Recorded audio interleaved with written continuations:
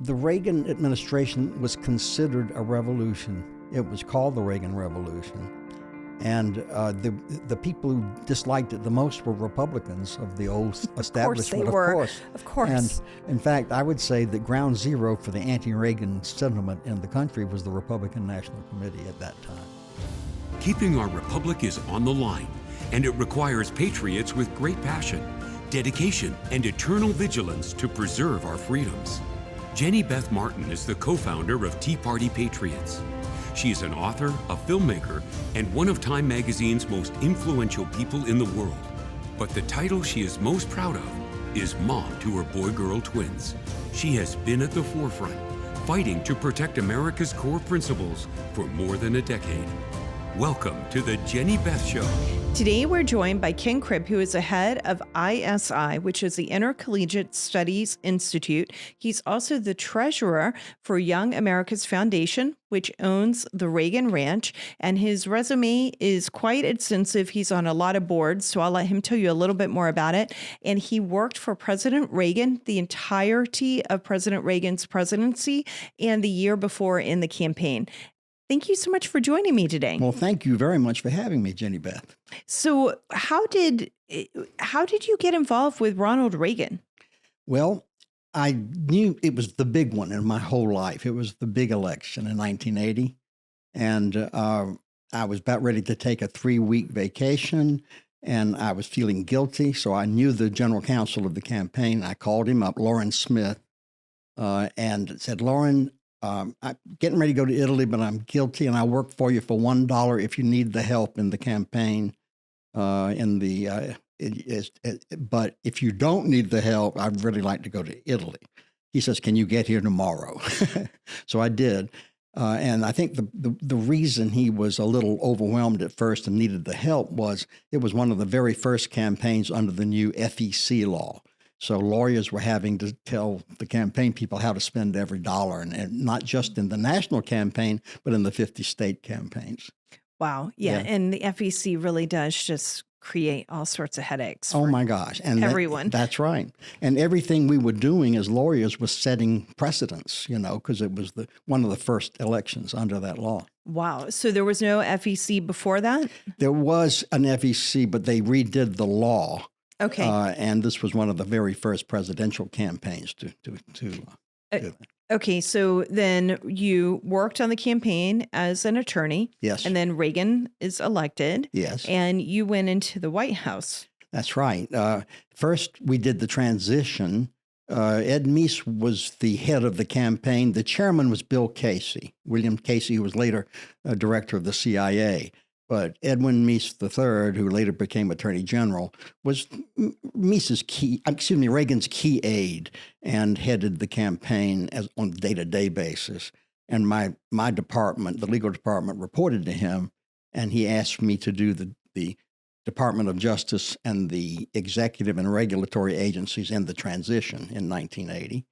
And we got off to a pretty good start with that work, and he wanted me to join him in the White House, and so I did that.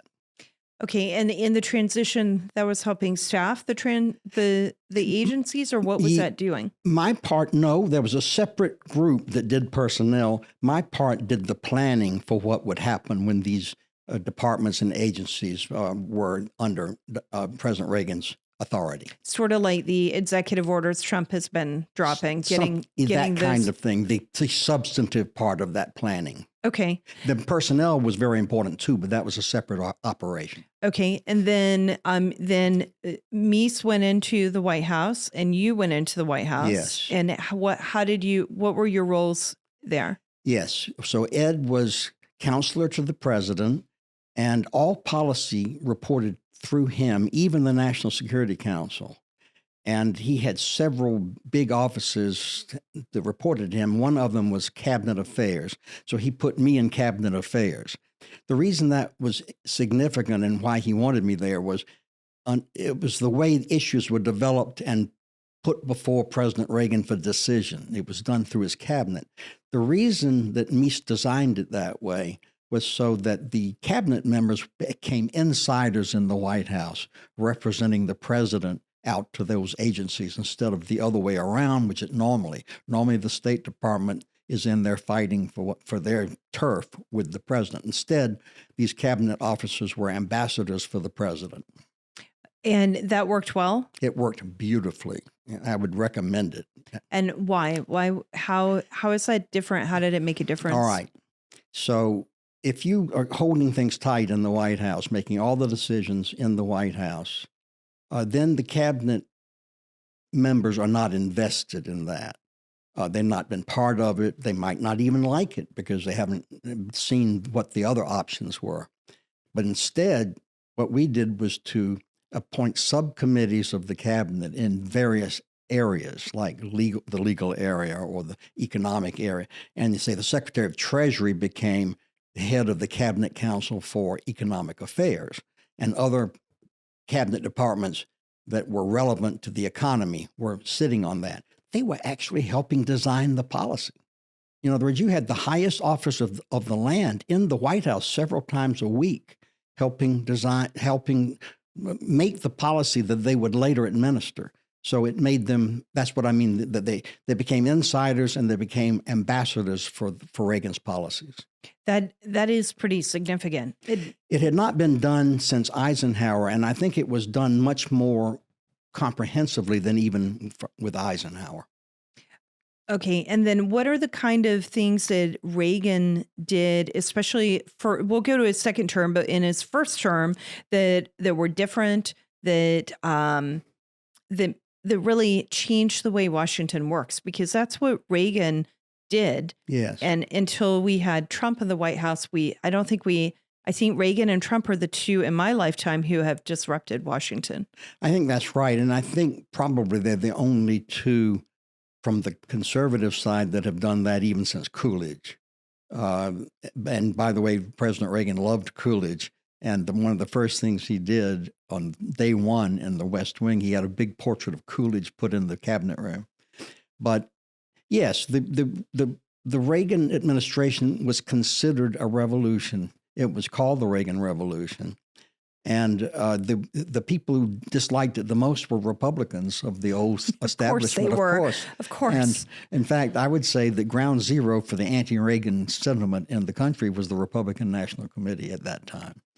So it was very much a takeover, and he wanted to enlarge the scope of human freedom. Every policy he did could be boiled down to that question.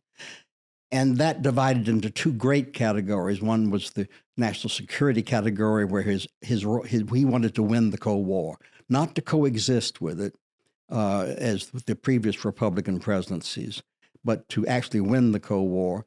And then the other thing he wanted to do was to reduce the influence of the federal government in our daily lives so that freedom became much more real for the average citizen. And one of the chief ways he did that was to drastically reduce marginal tax rates so that people earning money would keep more of what they were earning. And that was really the big push in the first couple of years, was what was called the Economic Recovery Act.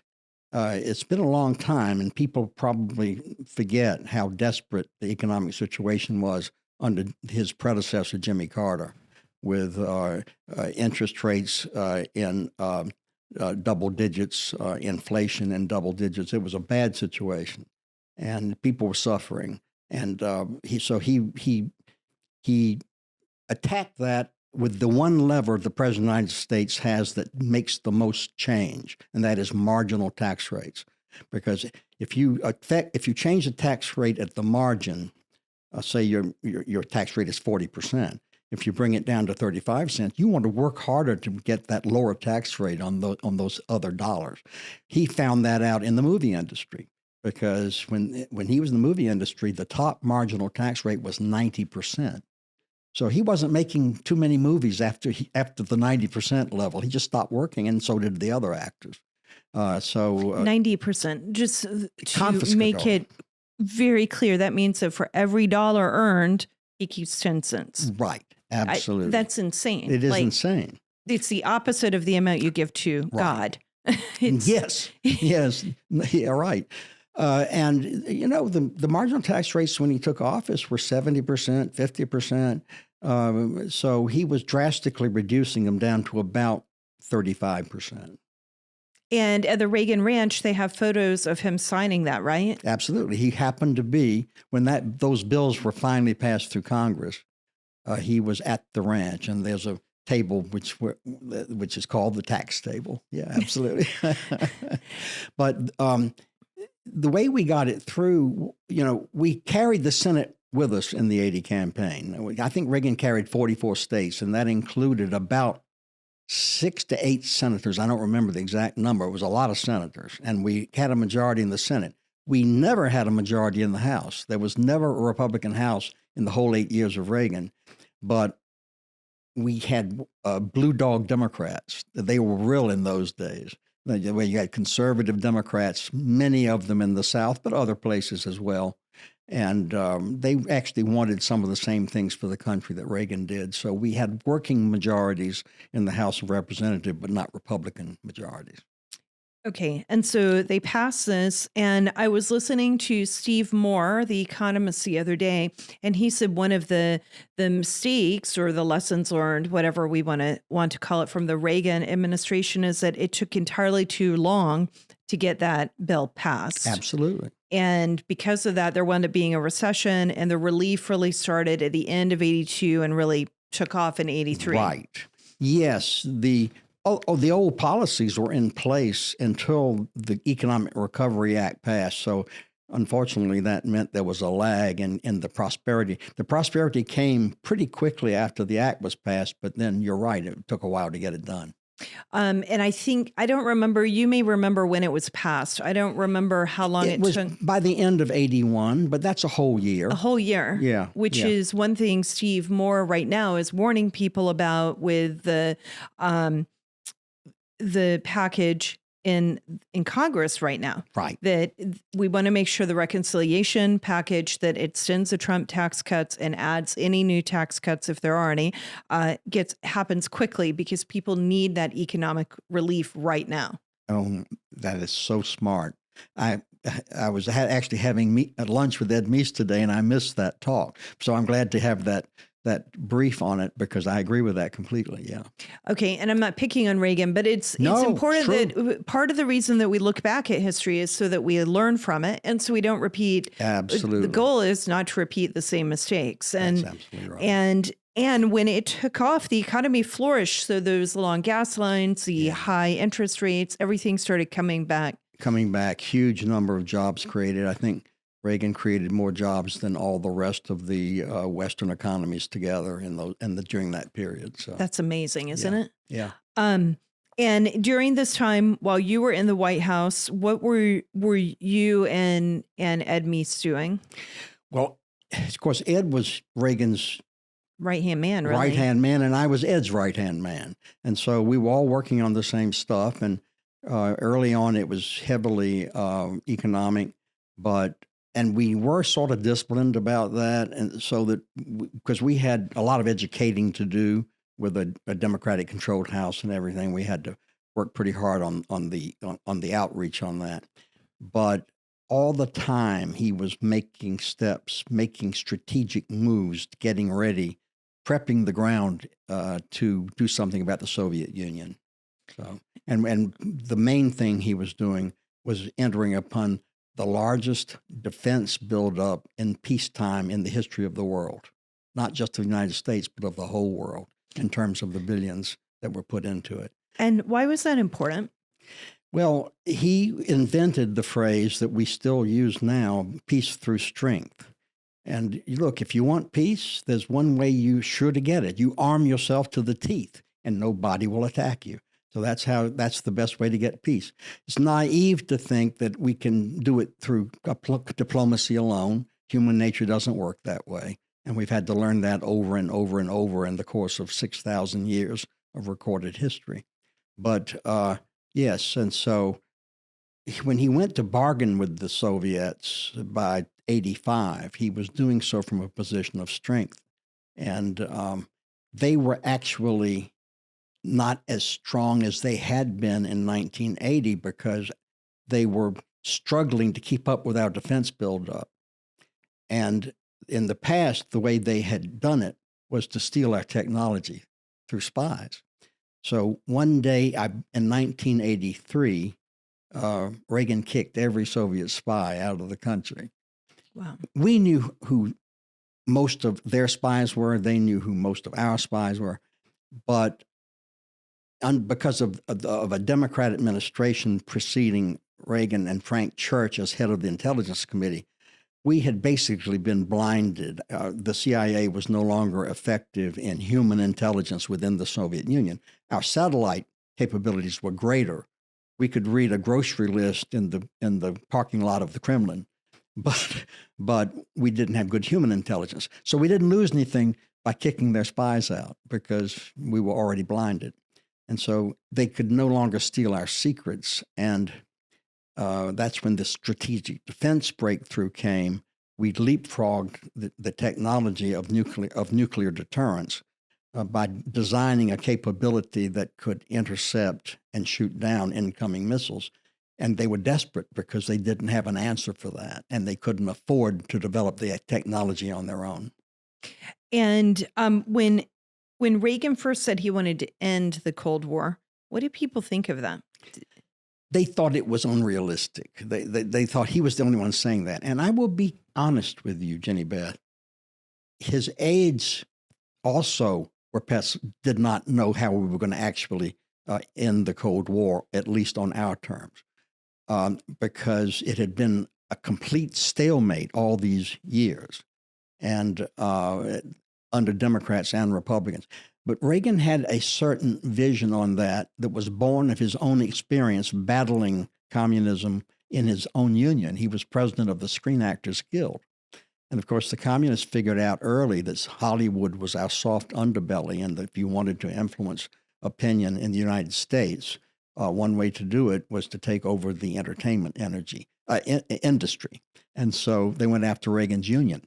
Reagan was a liberal Democrat at the time. He was a big supporter, had been, of FDR, but that got him rethinking things, and he stopped them and started work. He kept them out of the Screen Actors Guild, but he became a lifelong student of communism. So he knew more about communism than the so-called experts, and what he knew about them was that they too had a soft underbelly, that all of the power was right at the top, and that the Russian people were not prospering and they didn't like the regime. And so he started collecting their jokes. He was a great collector of jokes from under communism. I'll give you an example. He said that a communist commissar comes in to see the peasant on his farm and says, "Comrade, how are the crops this year?" And the president said, "Oh, wonderful. So many crops you will be eating in luxury." He says, "And the potatoes?" He says, "Comrade, the potatoes, so many, if you piled them up, they would reach God, the feet of God." And the commissar says, "This is the Soviet Union. There is no God." The president says, "That's all right. There are no potatoes either." So, what was going on during the early 80s was, in their effort to keep up with our defense buildup, they were just eating out their substance. They were in desperate economic situations. And that was showing up in the intelligence. And so Reagan decided it was time to talk. It was time to do some Indian wrestling. And that led to the four summits with Gorbachev.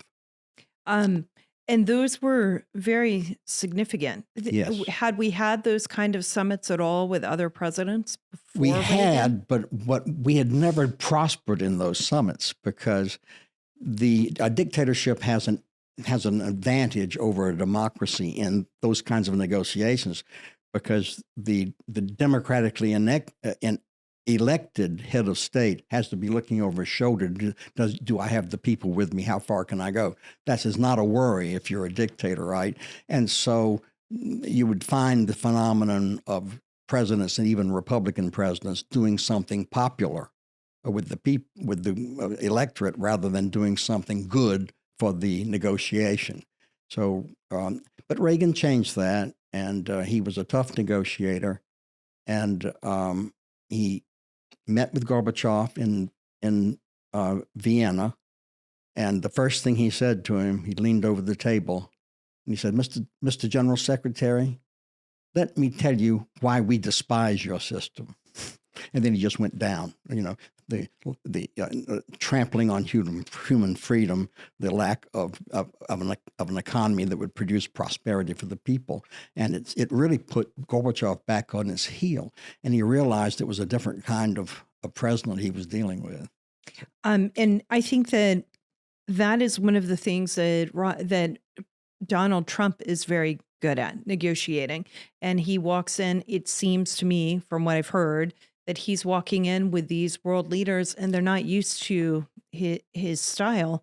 But where Reagan had the advantage of understanding from his life experience what communism was like and having to fight communism, Trump has had to negotiate business contracts and understands that most people are willing to deal somewhere in there. Yeah, absolutely. And there are other parallels like that. I mean, Trump went through a big defense buildup early in his first term. And we had been, after winning the Cold War, we had been spending down the peace dividend. When Reagan left, we had a 600-ship Navy. And now I think it's between 250 and 300-ship Navy. I mean, we're not strong as we were. And Trump wanted to reverse that in his first term. And he's making every sign to be wanting to do that again in this term.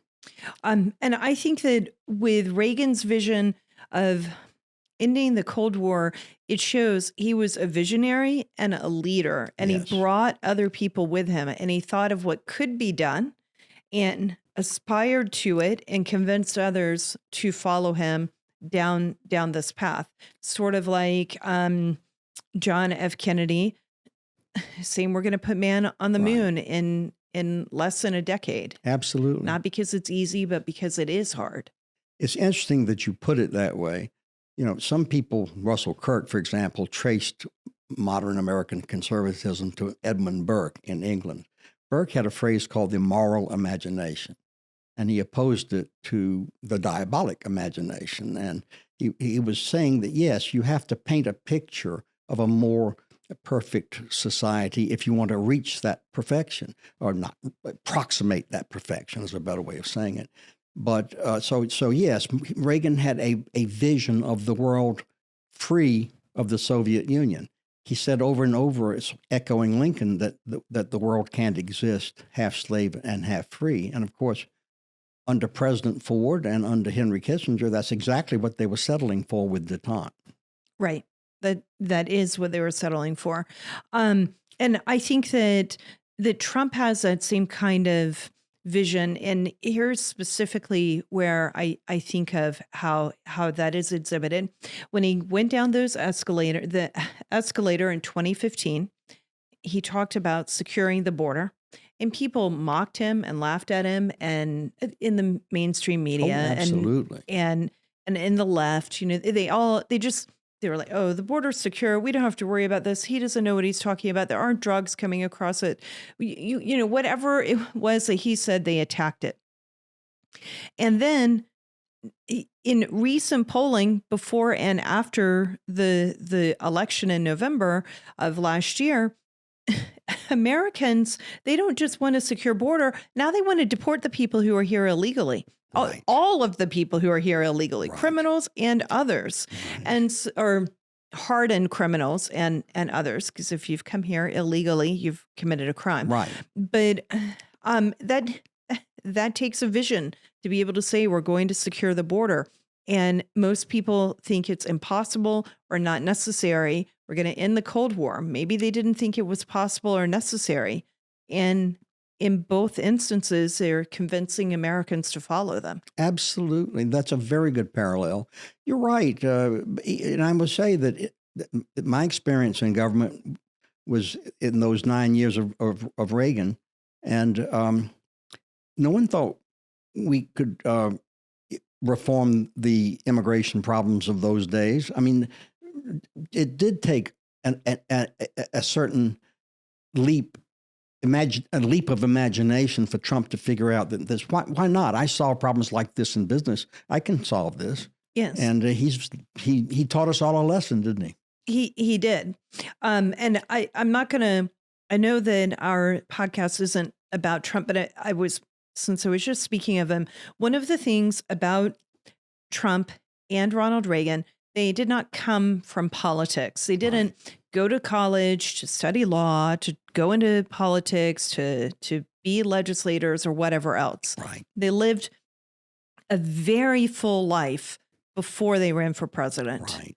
And I think that there is a visual demonstration of Trump's skills and ability that just seem like such common sense, but in Washington, everything seems it's just upside down and backwards. Right. So Trump, as president, goes to North Carolina, sees that we're still dealing with hurricane and flood damage 4 and 5 months after, maybe even more like 6 months almost after the hurricane. And he sees this, and the very next day, bulldozers show up and earth movers show up, and they're moving the fallen trees and the debris out of the way. And anyone else who has ever been to a construction site or has ever had to help their neighbor cut up a tree after a hurricane or a tornado, which I have, knows there's only so much you can do with a chainsaw. You're going to need some bigger equipment to get this stuff out of there. There had to be people from FEMA in there and from the federal government who were looking at the problem, and all they knew how to do was push paper. Absolutely. And he comes in, and the next day they're literally moving the earth out of the way to clear it, to solve the problem, and turning on the water in California. And it's like the people in Washington, the bureaucrats, they've lost touch with reality somewhere along the way. And they did it a long time ago. Yeah, you face the same things. Absolutely. FEMA was one of the most impenetrable bureaucracies in the government, even in the Reagan days. So, but here we have a president who is doing something about it. I liked his instinct. His instinct, remember, was to say, we don't need these decisions being made so far away up in Washington. This should be decentralized so that people closer to the victims in North Carolina and California are people who have an understanding of the local situation are making these decisions. That's what our founders envisaged in the whole federalism thing, when each state would be a laboratory of how to solve problems, and that we'd figure out how the good ones are work and implement those more generally. When Reagan was building up the weapons to have strength through peace, or peace through strength, I remember in elementary school, no, I guess it was probably high school. So like 84, 85, I had a few teachers, especially a particular Spanish and French teacher, who really did not like Reagan. Right. I babysat for her kids. She was a very lovely lady, but she did not like Reagan. And she complained about Reagan. I heard other teachers and other chatter about people saying, oh, Reagan is going to take us to a nuclear war. And there was some television show when I was maybe like 82, 83, when I was still in elementary school, about the world like collapsing because of a nuclear war. Yeah. And they were wrong. It actually achieved peace. How was it for you and Mies and Reagan and others to have to fight that cultural battle? Well, it was a real fight. I mean, people forget. It's been a long time, and people forget that even the kinder, gentler establishment press of those days was still left-wing and it still hated Reagan. I remember one time I called up the head of the FCC, who had been co-counsel with me in the 80 campaign. And I was teasing him, but I said, Mark, they're killing the president every night on the networks. What are you going to do about it? And he laughed and he says, nothing, but there are 3 networks now. And when I leave, there'll be 103 networks.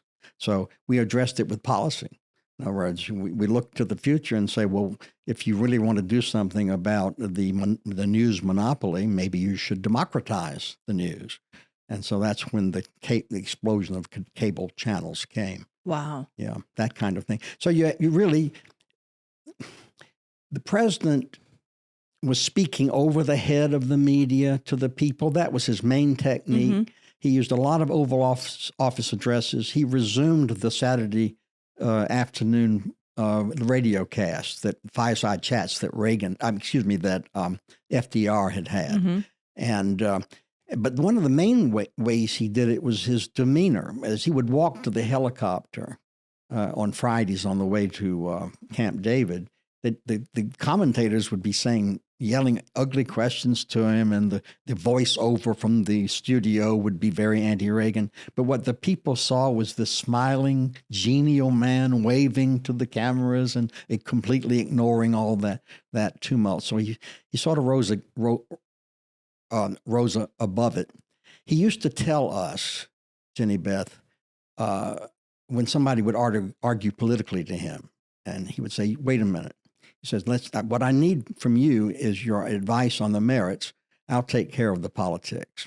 So he really was trying to, he was not very curious about what was in the newspapers. And that's probably a good thing if you're president of the United States. Yeah. I think so. I think if you're any kind of public figure at all, just ignore what's in the paper as much as you can. Right. Okay. Now, in the second term, Ed Meese became Attorney General Meese. Right. And you went with him? Yes. He was named by the president, and he asked me to do his transition. So I had a good long time to work on it because he had a long confirmation hearing. He was Reagan's most effective aide, and the other sides knew that. The Democrats knew that. So they were desperate to try to prevent him from becoming Attorney General. It was a long, drawn-out process. So we had ample time to plan it very meticulously. And when we got over there, he said, "Now remember, Ken, when you're bringing me recommendations for these offices at Justice, I value gray hair." And I went, and I did my best, and I came back to him and said, "Ed, there's no one with gray hair that agrees with us." So we went with younger. We went with younger, brilliant, intellectually savvy young people who are still around, a lot of them. And we put 35-year-olds on the federal bench. And Edith Jones, who was later Chief Judge of the Fifth Circuit, which is based in Texas, but all those states down that way. She was 35 when we put her on the bench, and now she's still at it. She's still at it. And so that was part of the revolution. Part of the revolution was getting a farm team that could carry on beyond Reagan's day. And what were... there's this new book out, right? Yes. That you have told me about. Now, I interviewed Ed Meese for my podcast several months ago when the Reagan movie was coming out. This book was not out then. You're right. And tell me about this book a little bit. And why is it important that there is a book about former Attorney General Ed Meese? Very good question. The book is important because for the first time it tells the whole story of something called originalism. Originalism was a movement in the law started by Ed, and I can tell you a little bit about that wanted to get back to the actual Constitution, to the words of the Constitution, instead of all the opinions and palaver about it that had been encrusted over the years. And what had happened was, by the time of Reagan running for office in 1980, there was really a lot of lawmaking from the federal bench, by judges. It had started under Roosevelt, where the Supreme Court was ruling unconstitutional certain key elements of the New Deal. So the very first court packing scheme was Roosevelt's trying to pack the Supreme Court back in the 30s. It was about as successful as the one just now. In other words, it didn't go anywhere. But he had 4 terms to work on the membership of the court. So over that time, progressive justices began legislating from the bench. They would make policy decisions for the people. The Republican presidents after Roosevelt and Truman were slow to pick up on that. They weren't careful in their appointments, so that Earl Warren was appointed by Eisenhower, William Brennan, very liberal justice, appointed by Eisenhower, Nixon appointed Harry Blackmun, Ford appointed John Paul Stevens. So by the time we were there, that was called the Burger Court. Warren Burger was a constitutionalist, but he was in the minority. He was Chief Justice, but he was in the minority. And in the very liberal majority of the Burger Court, there was only one Democrat, Wow. Thurgood Marshall. All the others were Republicans. So we had a lot of work to do. In other words, we had to reform the entire process. And when Meese became Attorney General, the president said, now, the main thing I want you to concentrate on is restoring fidelity to the written Constitution. So that's what the Meese Justice Department was all about. And we tried to do it through with a sort of four-pronged effort. And the book describes all of this. By the way, the book is written by two law professors, one from Yale and Northwestern, Steve Calabrese, and Gary Lawson from Boston University and Florida. Endowed chairs, know their business, but they also worked in the Meese Justice Department back in the day. So they were eyewitnesses. And Mark Levin did the Ford. And Mark he worked for Meese as well, right? Yes. When I went back to the White House after they needed me because of Iran-Contra and the cleanup after that, Mark Levin became Chief of Staff of the Justice Department. So, and he's taught. I've learned so much from Mark Levin, reading his books and listening to his program. And when I get really frustrated and down about America, I just turn on his show and I'm like, yes. He's fighting for us every Yes, day. he is, absolutely. Most people are like, wait, Mark Levin gets you excited and cheers you up. Yes, that's my life. Underneath all that passionate argument, he is a brilliant constitutional lawyer. He is. And that's what I love about him. He takes the issues of the day and he ties it to the Constitution and explains why we should fight and what the underlying principles are that we're really fighting for. Right. It's not just the issue of the day, but there's a principle in there that we're standing for. Absolutely. So what did we do differently, which was how we got started on this, from the other Republicans, from the Republicans who had preceded us and not done much about the problem? First thing we did was to elevate judicial selection to the very top of the administration. It wasn't an afterthought. It wasn't something that we did quietly over the Department of Justice. It was staffed at the Department of Justice, but then the Attorney General and his people would bring it over to the president's chief officers. We would meet in the Roosevelt Room, just steps from the Oval Office, and really hash it out at that level, at a cabinet level. Wow. And then take it into the president. He'd make his choice. And then the president, it wasn't just us working on it. A very important development was one of the scarcest commodities in the free world is the time of the president of the United States, right? Yes. He would call every single nominee to be a judge on the telephone, tell him what the stakes were, what he was expecting about reviving the Constitution. And so that was a huge investment, an unprecedented investment of presidential time. It was a signal of how important it was. And the other thing we did was we stopped asking conclusory questions. Like, we didn't ask the candidate, do you believe in judicial restraint? They would always say yes, of course, if they wanted to be a judge. Or I said, would you legislate from the bench? No, of course they wouldn't. Ooh. So what we would do, we would actually just put a fact situation to them. That's all we would do. Say, here are a bunch of facts. How would you rule? And then it was on them. And we could pick up whether they would be an activist of the left or the right. We wanted the Constitution followed and not manipulated by anyone, including by conservatives. And so that's how we did that. I mentioned the farm team. Not only did we populate the government with brilliant young lawyers, a new organization had been formed in those days called the Federalist Society. And they were pretty young, right out of law school, but they knew what they were doing. They had Judge Bork, Judge Robert Bork, and Judge Antonin Scalia as their advisors. And so we hired many of them into the Meese Justice Department and into the Reagan administration generally. And then they matured and got better and better and better. So that by the time Reagan and Meese leave office in 1989, Federalist Society is a thriving organization. It's now 70,000 strong. It's organized at every single law school. It has lawyers' chapters in all the major cities. It does not take positions on red meat controversial policy questions, but it does all the intellectual work getting people ready to do that in their own lives.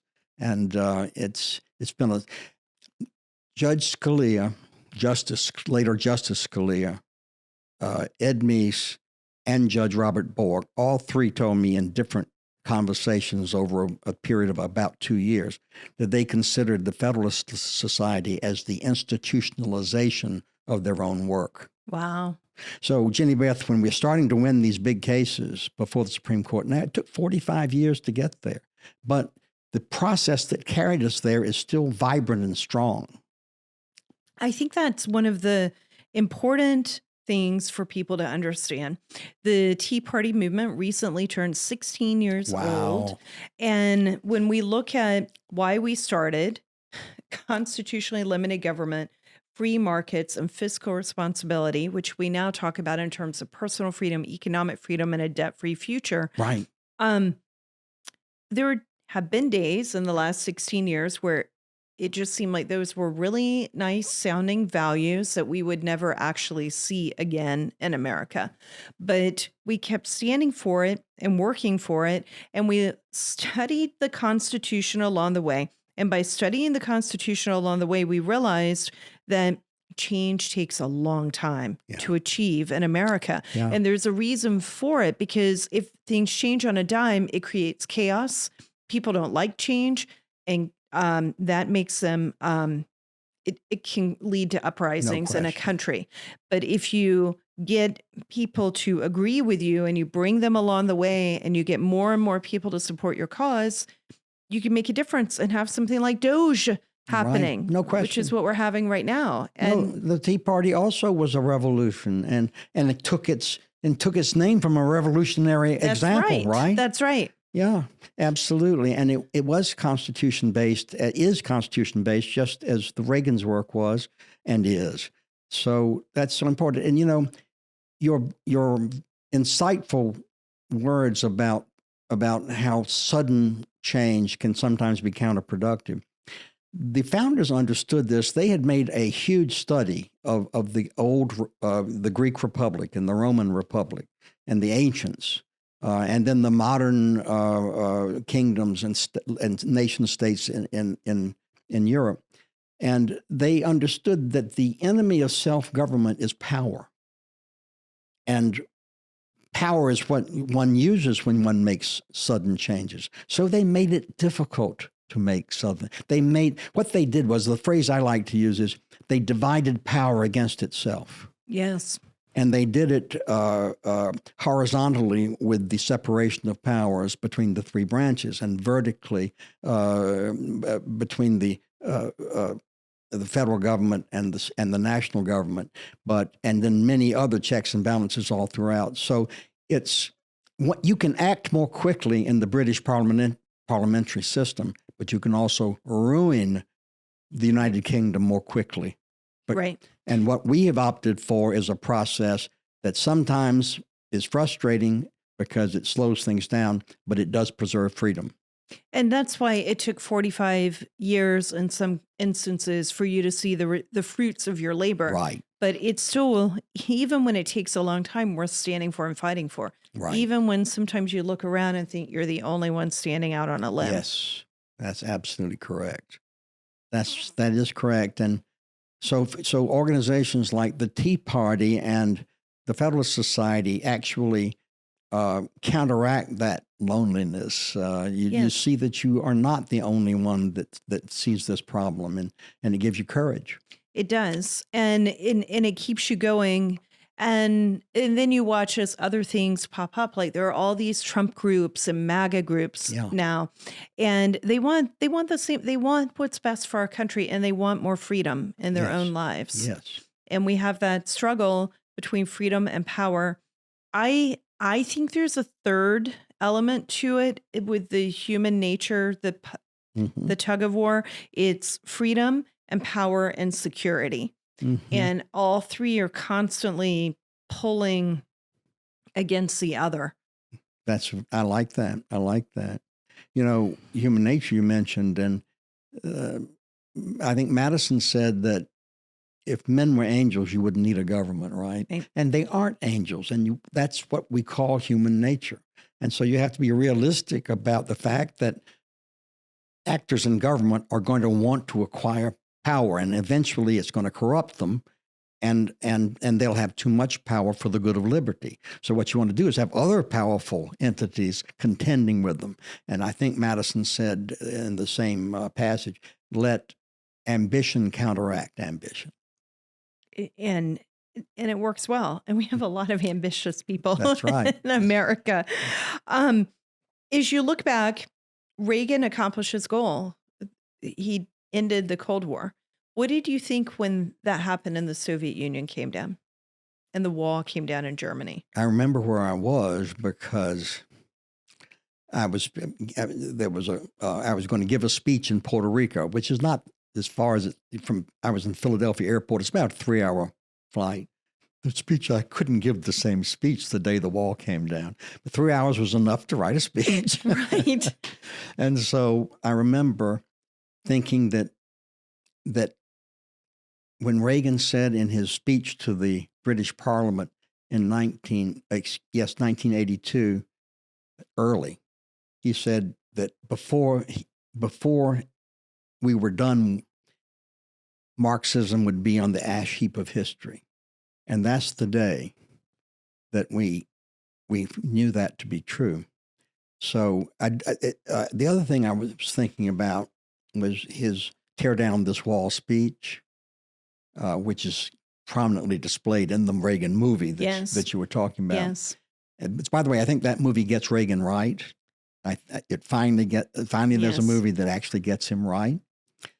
But the sentence, rather, right after tear down this wall is, I saw spray painted, this is Reagan talking, I saw spray painting on the wall, this wall will fall, beliefs become reality. And once again, that's the moral imagination. Once again, you have to be able, see, he spoke it. Yes. He was giving them an image of the wall coming down. He said it wouldn't fall to bombs or bulldozers. He said it would fall to ideas. And it did. And it did. And he fought the Cold War, but we still are fighting the remnants of Marxism. And I'm not sure when we'll be done with that completely, but we are still fighting. I mean, we've seen that play out even in America in the last 5 years with the COVID lockdowns. No question. It isn't that they were, well, some of it really, DEI and critical social justice theory, those are rooted in Marxism to be sure. Right. Why isn't it equality? It's equity, not equality. Right. They don't want equality. No. They want to favor certain groups over Same other outcome. groups. Right. And so we are constantly still having to go back and make sure people understand what freedom and liberty and capitalism are about. But I think right now we're at a turning point in the country yet again. And that is a good thing, as long as we remember what our founding principles are. Absolutely. I've always thought that it being hard to ruin America because of our constitutional system, that we always had time to come back. But part of the attack over the last 4 years was on the Constitution itself. And I was really wondering, what it would take to get us back. But now it's happening more quickly than I hoped. Yeah. With this last election and with the new administration. Yeah. Donald Trump is unlike any other figure we'll ever know in our lifetimes. Correct. And I think part of the reason for it is because he, like Reagan, they didn't become president as children. They didn't become politicians. They lived a rich, deep, meaningful, productive life before they ever made the sacrifice to run for office. And they were older when they were elected. But Yes. Reagan was the oldest president at the time he was elected in those days. Right. No longer, but in those days.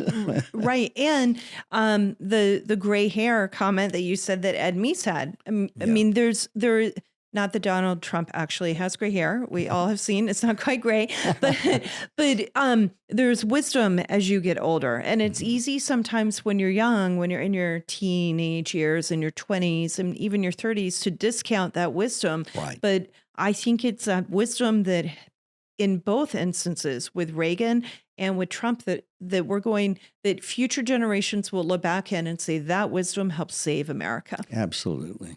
Absolutely. One last question for you. There are people who are going into the Trump administration right now. Some of them were in the first administration and some of them were not in it at all. And you were there for the entirety of Reagan's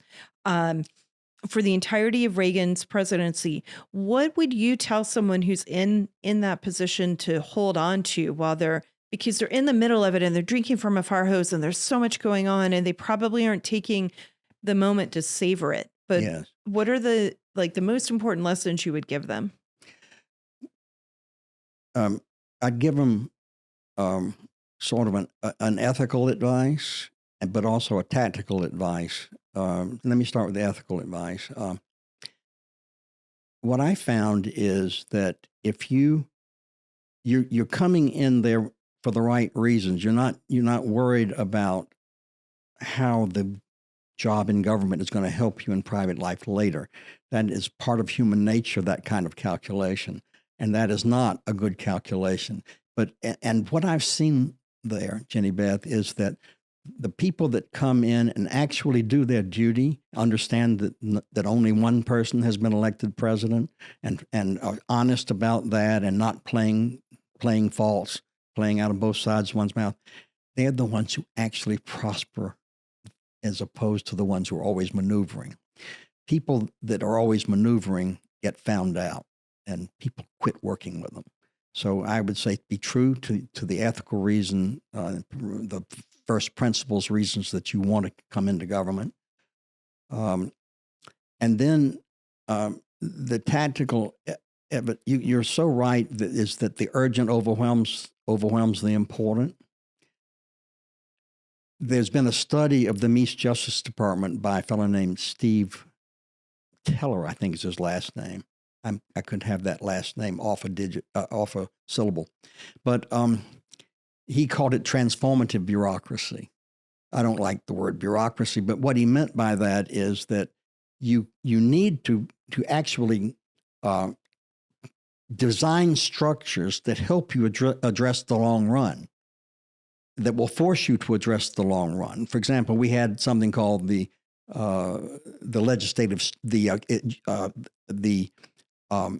Judicial Strategy Group, and the Judicial Strategy Group determined how we would use the litigation authority for the entire government, because justice litigates for the whole government before the appellate courts and the Supreme Court, to help do an audit on the Reagan agenda in all the other departments. In other words, that you're not just scribbling at your desk because of what you've read in the Washington Post, but that instead you're working on the long run. It's not easy. So you have to actually invent little structures like the Judicial Strategy Group in order to make that happen. Okay, that's very helpful. Well, I think this has been very interesting. I hope people appreciate and like what they've learned from you. And when we sat down, I didn't exactly know I was going to tie a lot of it to what we're seeing with Trump. But as you're talking, I'm just like, oh, and this. It's so there are a lot of similarities Absolutely. In the two presidencies. Well, I'll give you a last similarity. They called Reagan the great communicator.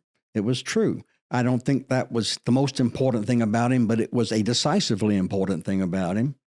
And one of these surprising insights that President Trump has come up with in both elections, well, all three, but both terms, The one that's really got my interest in this cycle is how one of his chief criteria for high office and high cabinet positions is the ability to communicate. And it's already making a difference. I can promise you that was not a high priority in previous Republican administrations. It's almost like we went with the dullest people we could find.